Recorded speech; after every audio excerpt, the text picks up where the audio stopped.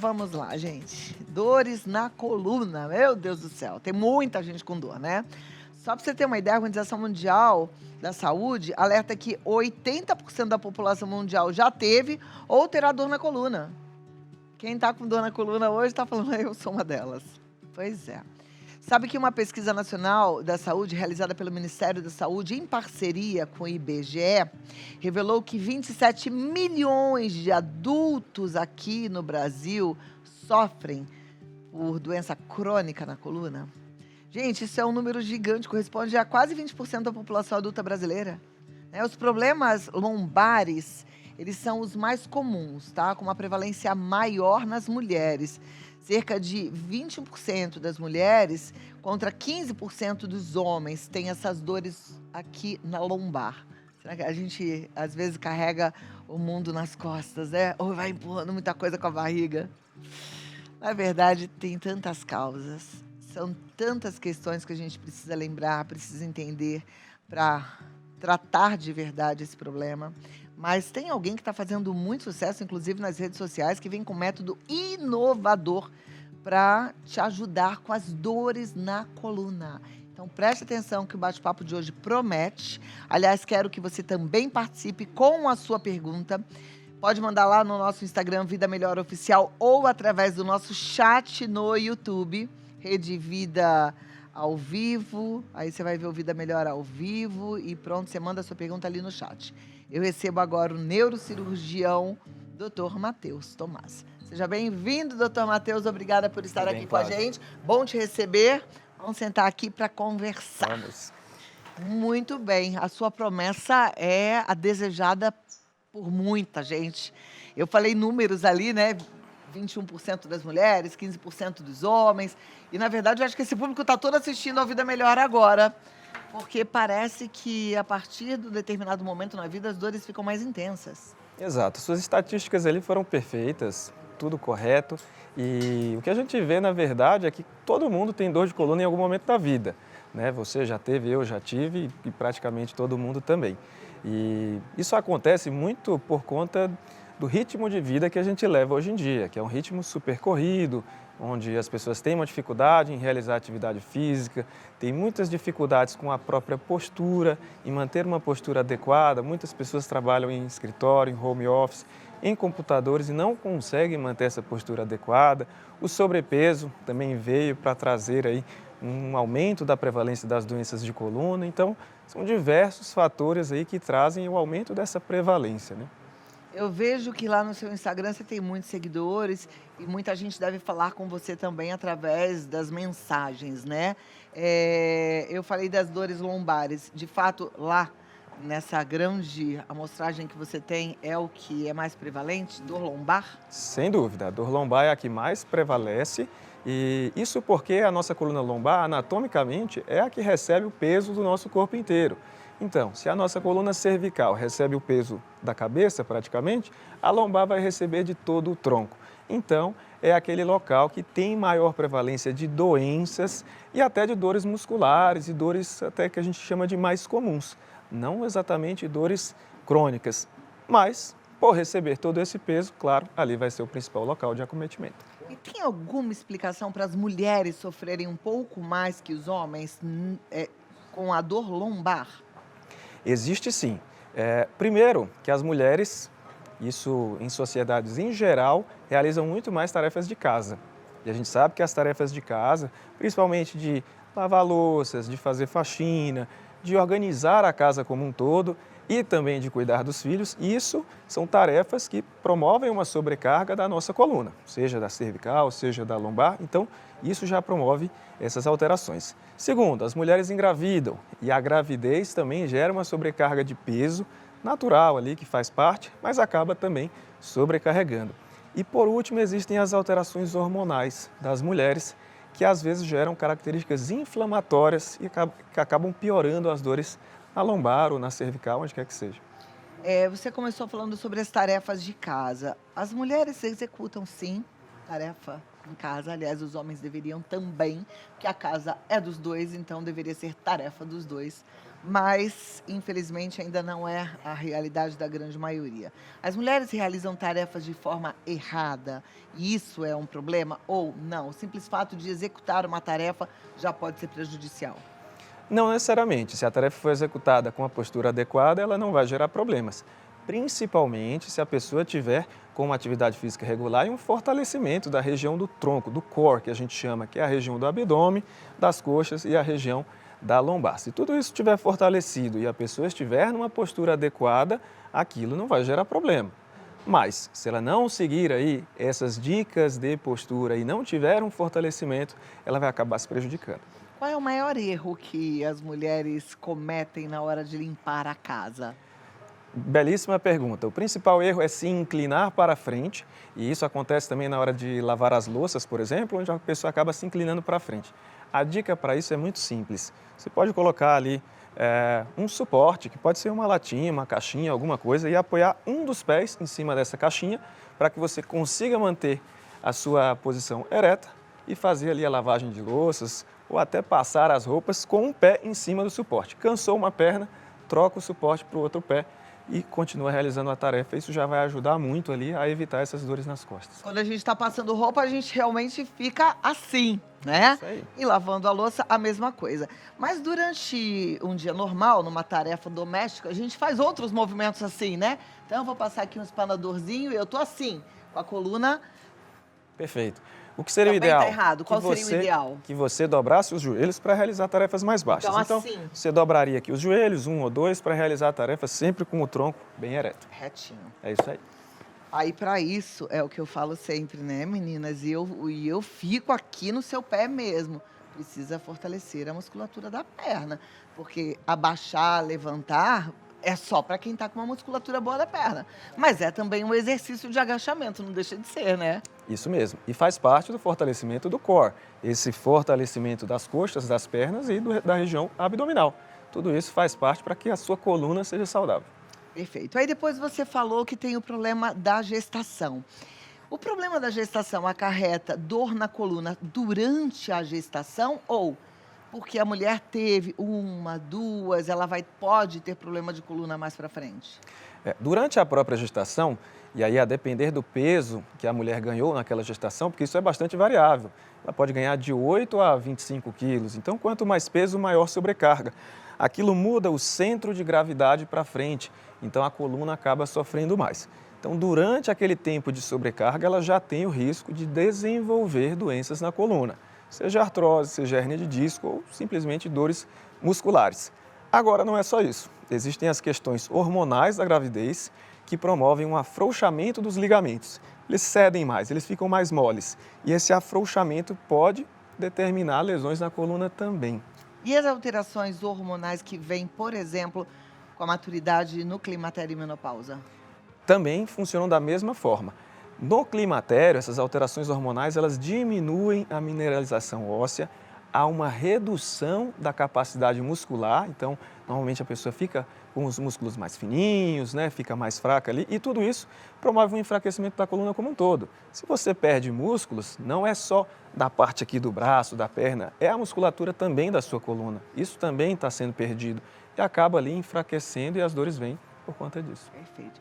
Doutor, hoje eu estava fuxicando o seu Instagram e eu vi lá a sua proposta de mandar essa dor da coluna para bem longe, né? Acabe com as dores na coluna.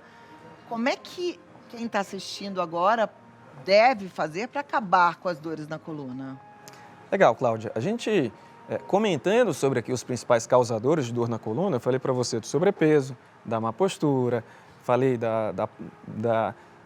de não realizar uma atividade física regular. E aquela proposta na qual eu falo no meu Instagram é de um curso que ele vai explicar exatamente essas coisas aí. Qual é a postura adequada para você realizar as tarefas da sua casa? Qual é a postura adequada no trabalho? Existe uma parte onde eu vou falar sobre quais são as atividades físicas para cada região da coluna. Então, se você tem dor na cervical, qual é o tipo de exercício e qual é o tipo de alongamento que você precisa realizar diariamente? Se você tem dor na lombar, qual é o tipo de exercício e alongamento que você precisa realizar diariamente? E aí também vou falar sobre a questão de alimentação. Então, existem diversos alimentos inflamatórios e alimentos anti-inflamatórios que ajudam também na recuperação das lesões de coluna. Existe a parte da suplementação, você estava falando agora um pouco de ômega 3, que é espetacular como anti-inflamatório, inclusive para a coluna, assim como diversos outros, colágeno tipo 2, magnésio, a própria cúrcuma. Então são suplementos que a gente pode utilizar no dia a dia. Eu acabei compilando tudo isso num material para que as pessoas tenham acesso e consigam fazer essa prática no seu dia a dia. Agora, é claro, existem casos mais graves que vão precisar de um atendimento médico, inclusive até de algum procedimento. Então, não é um milagre, mas é um guia bem bacana para que você consiga melhorar suas dores e até evitar problemas mais sérios. Perfeito. A gente já falou aqui das causas, os tratamentos, o doutor acabou de falar, exercício físico, alongamento correto, a alimentação anti-inflamatória. Hoje a gente vai ter a nutricionista a doutora Clariana Colasso, que vai dar dicas pra gente de alimentação anti-inflamatória, inclusive vai ensinar a gente a fazer um prato saudável, gostoso, porque é comida de verdade. Quando a gente fala de alimentos anti-inflamatórios, a gente não está falando que você tem que comer comida de passarinho, igual muita gente fala, essas comidas que são caras. Não, é descascar mais, desembalar menos, tá? É a gente voltar para aquilo que a gente precisava ter feito sempre, que era cozinhar, ir para a cozinha, escolher os alimentos direitinho, né? E fazer uma alimentação equilibrada. Agora, existem casos que são até cirúrgicos, mas eu fico encantada de ver o avanço da medicina e eu sei que a gente hoje tem cirurgias minimamente invasivas com um resultado incrível. Com É assim certeza. para todas as enfermidades É, relacionadas à coluna? Eu diria que nos últimos 10 anos houve um avanço espetacular aí das cirurgias de coluna e aquele paradigma de cirurgias grandes, parafusos e cirurgias mirabolantes ali que geravam um grande risco, isso tudo caiu por terra e mudou bastante. Então hoje, por exemplo, a cirurgia endoscópica, que foi o grande avanço, ela consegue através de um furinho ali de menos de 1 centímetro, entrar com uma câmera, retirar hérnias de disco, fazer descompressões ósseas e resolver diversos problemas que, por exemplo, 10 anos atrás seria impossível, mas a coisa avançou com um risco mínimo, com uma recuperação muito mais rápida. A pessoa muitas vezes opera de manhã e vai para casa à tarde, nem vai dormir no hospital e ela já consegue seguir as atividades. É claro que as pessoas têm que entender que tudo isso vai depender de cada caso. Tem casos mais graves, que é mais difícil, que a pessoa vai ter uma recuperação mais lenta. Tem casos que são mais simples e que ela vai ter uma recuperação super rápida. Então, a gente tem que ir avaliando caso a caso para determinar o risco, determinar a possibilidade de recuperação, mas que o avanço foi muito grande e hoje em dia a gente tem inúmeras opções espetaculares, isso é um fato, isso é a realidade. Vou deixar uma perguntinha no ar para quem está sentindo desconforto na coluna. E aí já tem a indicação, o seu caso é cirúrgico. Deve operar o quanto antes ou espera para operar mais lá na frente? Você responde já já, combinado? Combinado. E aí eu quero saber qual é a sua dúvida, o que está acontecendo aí com você. Manda a pergunta para a gente lá no Vida Melhor Oficial, no nosso Instagram, ou através do nosso chat no YouTube, Rede Vida ao Vivo, Vida Melhor ao Vivo, porque também estamos transmitindo para todo o planeta. E se por um acaso você conhece alguém que esteja sofrendo com dores na coluna, encaminha, tem lá como se fosse um aviãozinho, né? Já dispara para que todos os amigos possam colocar aqui na Rede Vida, porque ainda dá tempo. A gente vai conversar ainda mais sobre dores na coluna e o ideal é que você aprenda. Eu digo sempre que a melhor prevenção é o conhecimento. Claro que se colocando em prática aquilo que foi aprendido, né?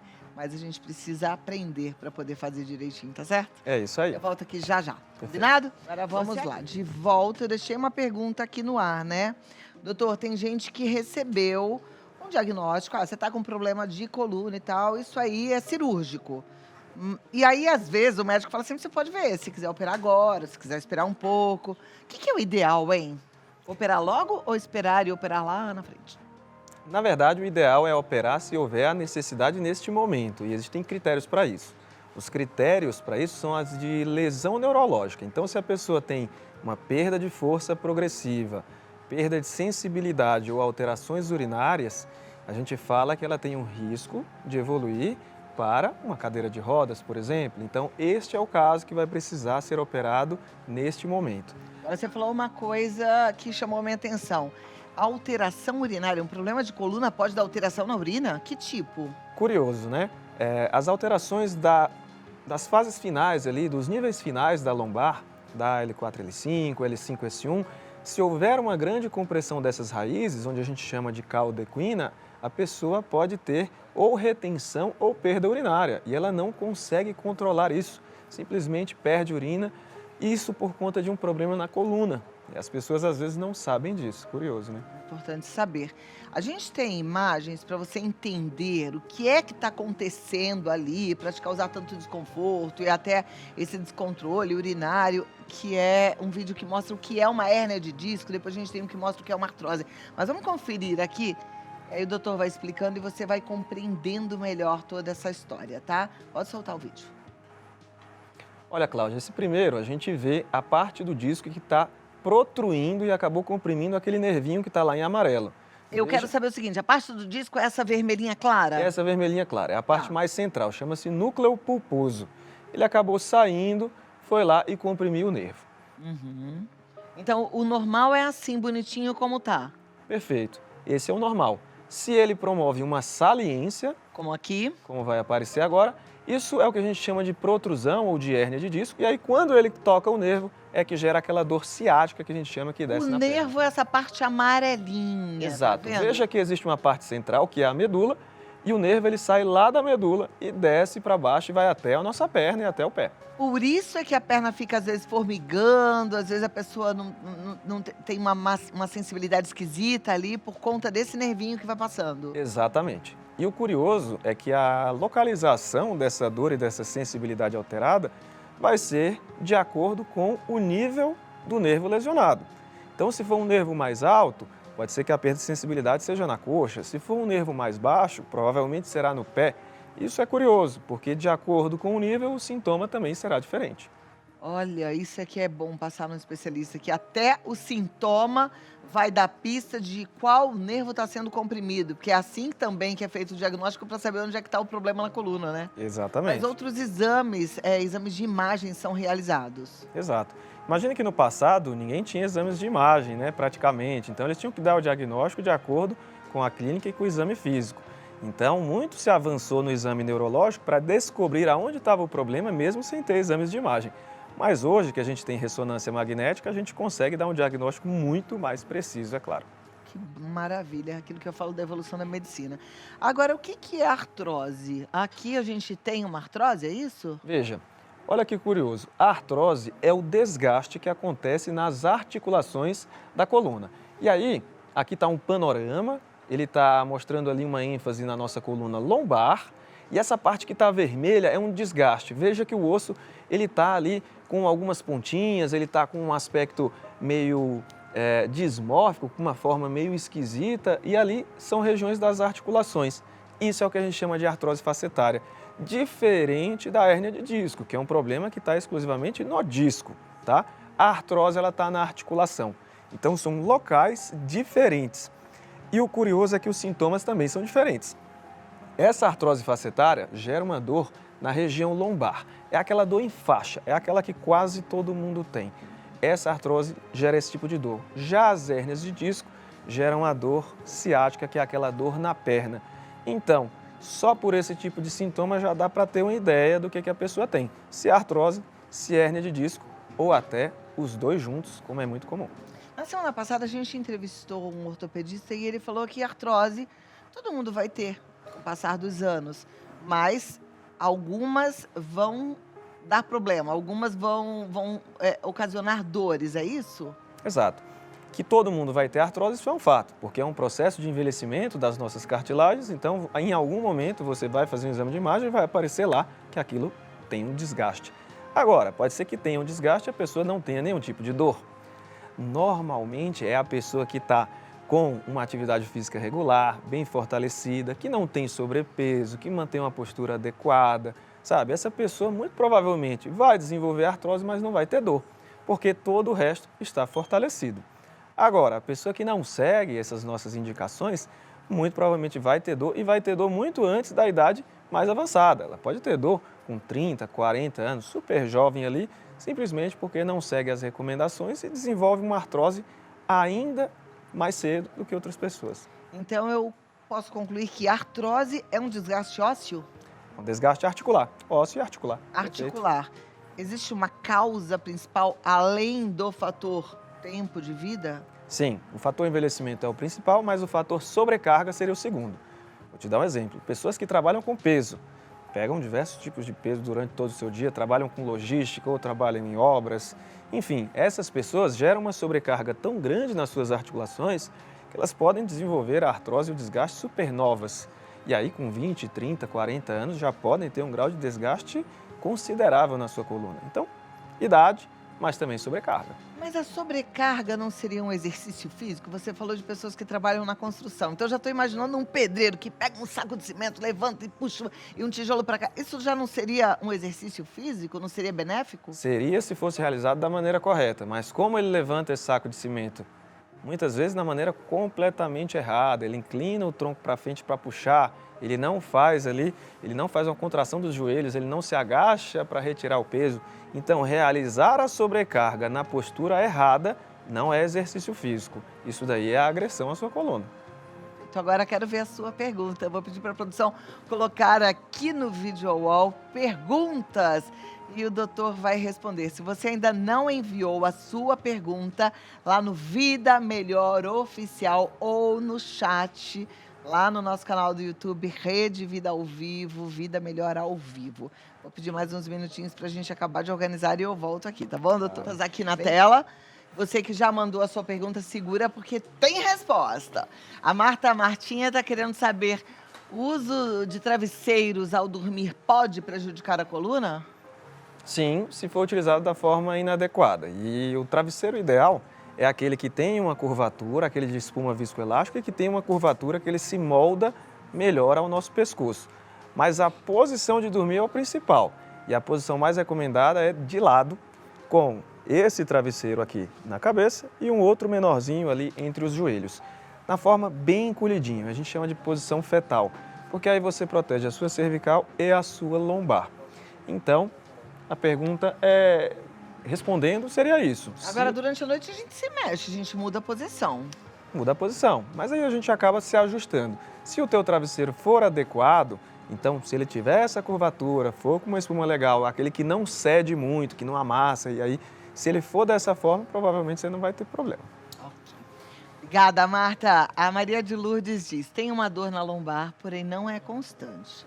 Tenho crise. No exame, o médico disse que é em virtude de uma costela que escorregou sobre outra.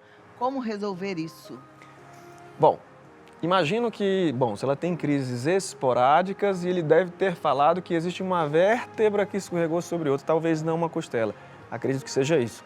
Porque com relação à costela, não teríamos nenhuma alteração na própria lombar. Mas se ela estiver falando de um escorregamento das próprias vértebras, isso pode sim causar um pouquinho de dor e o tratamento preferencial é com fortalecimento, para que essa vértebra pare de escorregar, para que ela não continue o deslizamento. Isso tem um nome técnico, chama-se espondilolistese. E para a gente proteger, você tem que fortalecer a sua coluna para evitar que isso aumente e um dia se torne até cirúrgico. Essa situação de uma vértebra escorregar sobre a outra tem a ver com perda óssea, com artrose, não? Tem muito mais a ver com pequenas fraturas que acontecem por sobrecarga. E aí essa fratura das articulações é que leva a vértebra a sair do lugar. Ou seja, a gente pode ter fraturas nas articulações sem perceber? Pode sim. Inclusive eu tenho na L5-S1, por conta de esporte de alto rendimento ali na minha adolescência, só que é um escorregamento onde eu não sinto dor alguma por conta de fazer um fortalecimento adequado. Então não me prejudique em nada, mas respondendo a tua pergunta, sim, a gente pode ter. A Ana Lúcia Almeida Souza diz, tenho hérnias na cervical e lombar. Médicos não aconselham cirurgia. Quais exercícios posso fazer para fortalecer? Perfeito. Os exercícios eles são vários, Cláudia. É difícil eu realizar aqui ao vivo alguns para que ela possa ver.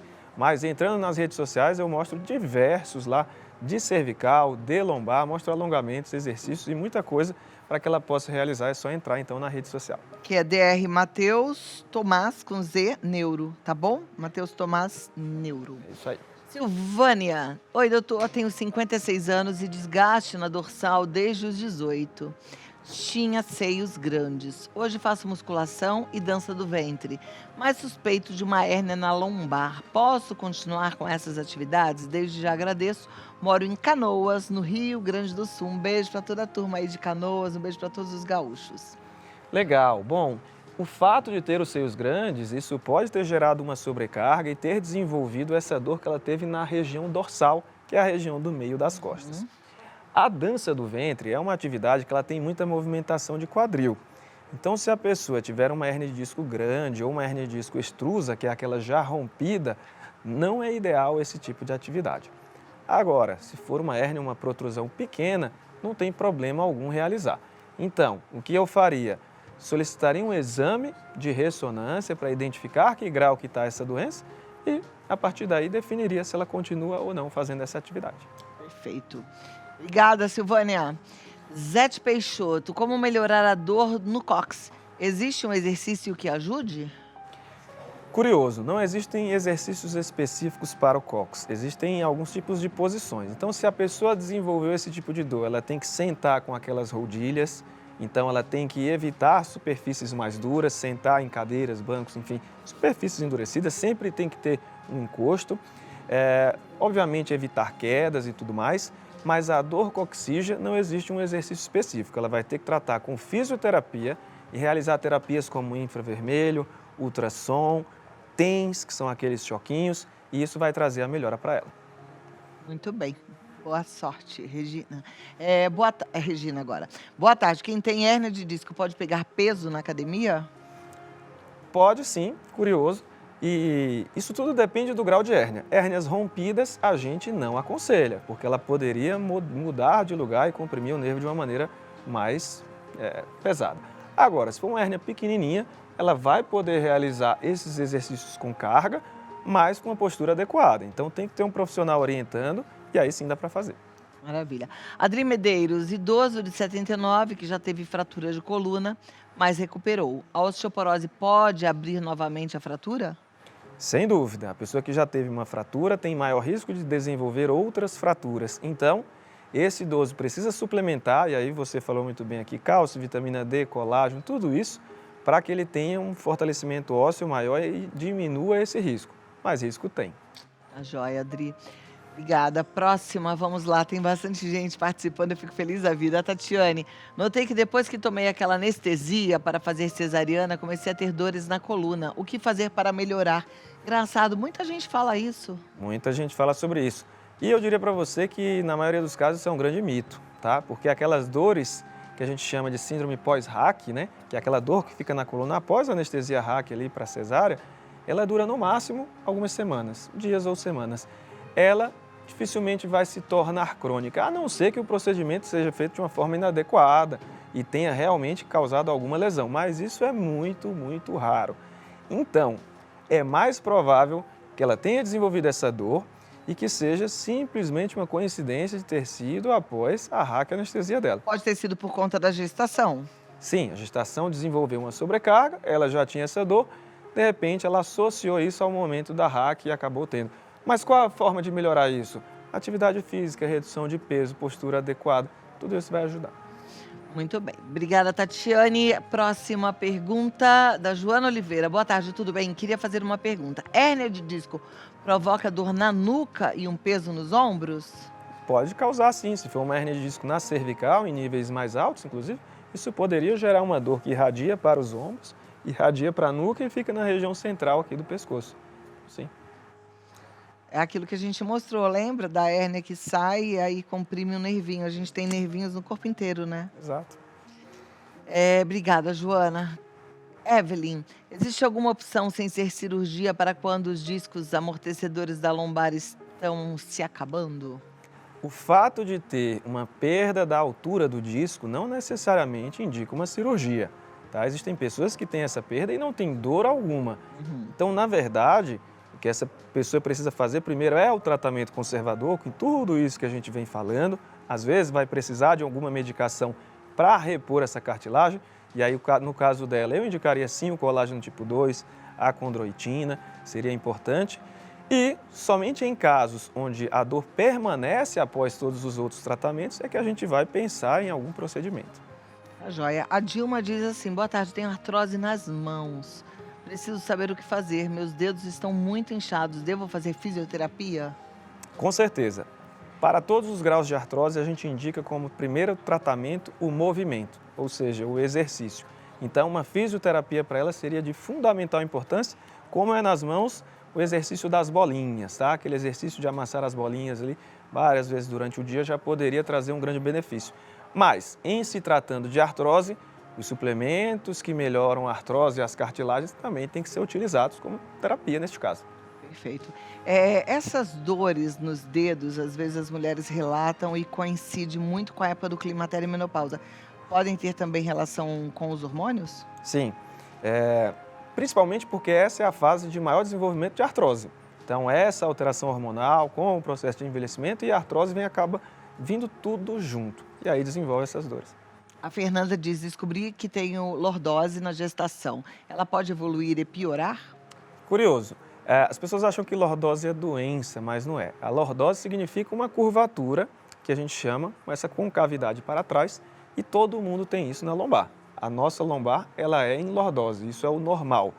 Agora, quando a pessoa tem uma hiperlordose, quando essa curvatura vai ficando cada vez maior, isso pode gerar dor. Na gravidez, a lordose pode acabar aumentando por conta dessa sobrecarga de peso, mas a tendência é que isso volte ao normal após a gestação e não tenha mais nada. Muito bem, obrigada. Amanda, deixa eu ver se temos mais perguntas aqui na tela. Pode virar, produção. Aparecida Coritiak. Bico de papagaio tem como recuperar? Antes, o que é bico de papagaio, doutor? Bico de papagaio é uma consequência da artrose, então o desgaste naquela articulação promove um crescimento de uma pontinha óssea. E quando é a pontinha da vértebra de cima com a pontinha da vértebra de baixo, parece um bico de papagaio. Será que tem como voltar aquele vídeo da artrose para a gente dar uma olhada? Aquele vídeo que tem uma coluna desgastada lá embaixo, não é do disco. Que aí a gente pode olhar mais uma vez para entender. Depois a gente vai falar sobre como recuperar bico de papagaio, Aparecida. Segura aí, mas para todo mundo entender o que é esse desgaste, né? A gente já mostrou ainda há pouco, mas é bom a gente aprender.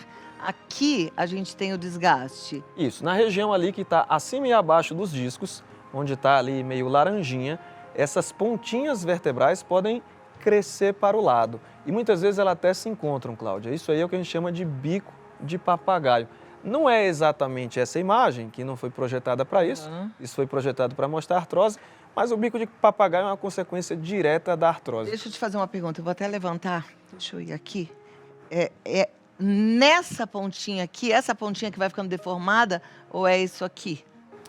Volta lá onde você estava com o dedo. Aqui. Mais para a tua direita um pouquinho, mais um pouquinho, mais para cima. É aí, é nessa ponta. Aí vai formar o bico de papagaio. A joia. A gente saber, né? Às vezes a gente sente uma dor, a gente não entende o que é, não sabe como é que é, onde é que tá pegando. Agora é bom a gente olhar. Eu gosto muito de olhar. A gente pega um equipamento novo, quer descobrir tudo como é que funciona. E o nosso corpo, que a gente vive com ele a vida inteira, às vezes a gente não sabe onde é, o que é e por que é, né? Agora, como é que a gente trata? Tem como melhorar o bico de papagaio? Sim, é o mesmo tratamento da artrose, porque ele é uma consequência da artrose. Então, a suplementação com colágeno, com realizar uma atividade física regular, muito movimento de alongamento. Então, imagine que são pontas ósseas. Quanto mais movimento você fizer, mais provável que você consiga ir desfazendo essas pontas ósseas e melhorando. Agora, é claro que existem casos de bicos de papagaio enormes, em pessoas muito idosas, que realmente não tem como melhorar somente com isso. E acaba até sendo casos de cirurgias de descompressão. Mas, se você conseguir evitar a artrose com tudo isso que a gente falou, você vai melhorar. Olha, eu tenho uma artrose no dedão do pé. E aí, eu já até fui ao médico, ele falou que é uma artrose. Eu tô tomando a condroitina, o colágeno, até mostrei para vocês, o magnésio lá no Artrofix Power, e eu sinto uma melhora muito grande. Eu não tô mais sentindo o desconforto, mas eu parei de usar essa articulação assim, de sobrecarregar. Eu já evito, por exemplo, fazer um exercício, um avanço que tem que dobrar a ponta do pé para cima. Eu tô sempre protegendo essa articulação, então eu tô fazendo errado. O ideal é eu movimentar. O ideal é movimentar. No começo, quando a gente está em crise de dor, realmente a gente vai reduzir o movimento para aquilo melhorar. Mas a partir do momento que a gente obtém uma melhora, você tem que dar alongamento para essa articulação para não desenvolver de novo esse problema. Olha que interessante. Tô falando, esse programa é maravilhoso, a gente aprende muito aqui, viu? A Clê Cifuente pergunta: Claudinha e doutor, sou a Clê da Vila Alpina, tenho 67 anos. Sofro muito com 2 hérnias de disco na L4 e L5, nada melhora as dores. Qual o exercício é indicado para melhorar isso? Ela diz: sou sedentária, emagreci 20 quilos, o que já ajudou um pouco. Beijo, adoro o programa. Obrigada, um beijo para você também. Olha, ela já começou muito bem, emagreceu 20 quilos, então já é uma grande vitória, já vai conseguir melhorar. Os exercícios que são sem impacto são os melhores para fortalecer a coluna. Então eu diria que o Pilates seria uma das principais opções, o RPG seria uma outra, a natação, a hidroginástica e até uma musculação na academia. Mas se for fazer musculação na academia, claro que tem que ter um professor para orientar os exercícios de fortalecimento do core, abdômen, dorso e tudo mais. Agora, se a pessoa não quer ter preocupação com relação a isso, é melhor ir num Pilates, porque todas as aulas de Pilates sempre tem um professor ali orientando e não vai ter impacto de forma alguma e vai ajudar bastante. Só para terminar, olha, a Marília está perguntando: pressão na cabeça quando faz um giro, tipo na natação? Isso, né? Pode ser problema na coluna? Olha, dificilmente, a não ser que ela já tenha uma hérnia de disco que esteja se movimentando ou sobrecarregando durante esse giro na cabeça, tá? É muito mais comum que o próprio giro gere uma pressão na cabeça e esteja gerando as dores ali. Ó. E o giro, assim, quando faz um estalo, significa o quê? Além de que eu estou crocante. Esses estalos, eles não significam doença, mas significam que você pode ter algum desgaste articular que já está fazendo esse barulhinho. Ó. Estala dos dois lados. Como é que tá aí o seu? Estalando também? Me conta. Aí é nosso tete a tete. Vai lá no meu Instagram, Cláudia Tenório Oficial. Conta pra mim como é que você tá, que eu quero saber, tá bom? E vai lá no Instagram do doutor para aprender os exercícios e muito mais sobre dores na coluna. E vamos mandá-las embora. dr.Mateus Tomás, com Z no final, Neuro. Mateus Tomás Neuro. WhatsApp para você marcar uma consulta é o 11 96415 8809. 11 96415 8809, mateustomazneuro.com.br. Muito obrigada. Quer deixar algum recado final? Não, é sempre um prazer estar com vocês aqui. É um programa que eu adoro, assisto também. Realmente a gente aprende muito e estou sempre à disposição. Ai, que honra. Esse foi um depoimento de peso. Dá um abraço aqui, doutor. Obrigada, tudo de bom, viu? Até a próxima. Até a próxima. Olha.